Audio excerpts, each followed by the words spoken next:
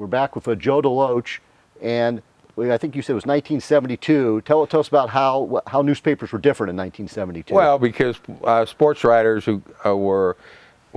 they wrote very positive, so they just wrote things about what happened on the field in the past 30 years as journalism has evolved.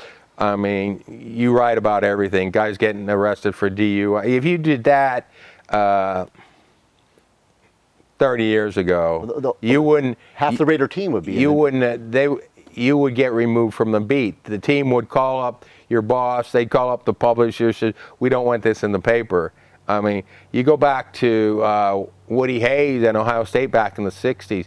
All those guys were, no one ever wrote a critical word, because if they did, you'd be gone. Yeah. It's just, and that's why, back then, teams used to take writers on the road, stay on the team flight, stay in the hotel. There was just there was an understanding that, we're paying for everything, so you overlook the negative stuff and write the positive.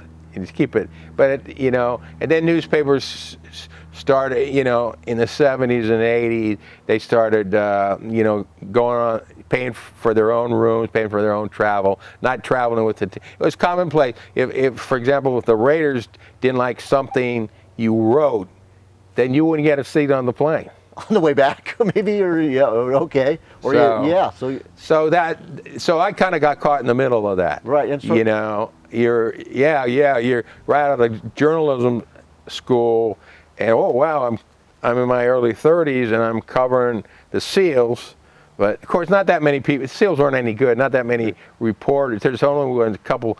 I think the Chronicle and Tribune traveled with them. I never traveled with them. Tell them that the people don't even know what we're talking about. The California Golden Seals, the hockey team in the AHL. Tell them about how low down on the totem pole was, because on a Friday night, you would cover, tell the story, you cover a high school football game. Okay. Yeah, but that's because I wanted to cover hockey. Right, but tell them what you would do.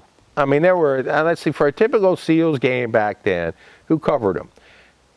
The Merc, the Tribune, the Chronicle, the San Mateo Times actually covered them because they had this old guy, Hugh MacDonald. He was from Canada, so he just liked hockey. I think it was like a day editor, and he just covered hockey on his own. So that's what it was like. It's not like you go to a Sharks game now, there's 20, 30, 40 guys there. Wow. Cover the team. And now you have the way the social media is, you got all the bloggers and stuff like this. It's a whole different atmosphere. Right.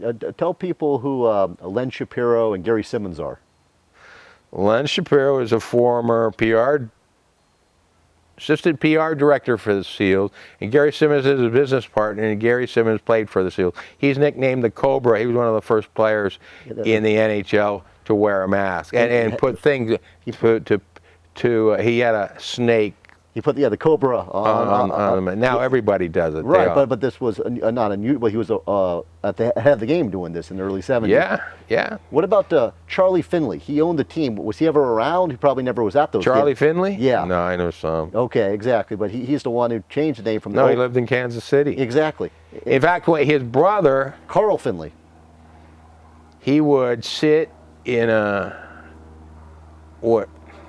he would sit in like they're now luxury suites. He would sit and he would talk during the games. I didn't cover that many A's games, but he would do a play-by-play on the phone with Charlie. Exactly, yeah. And that was before the internet came along, obviously.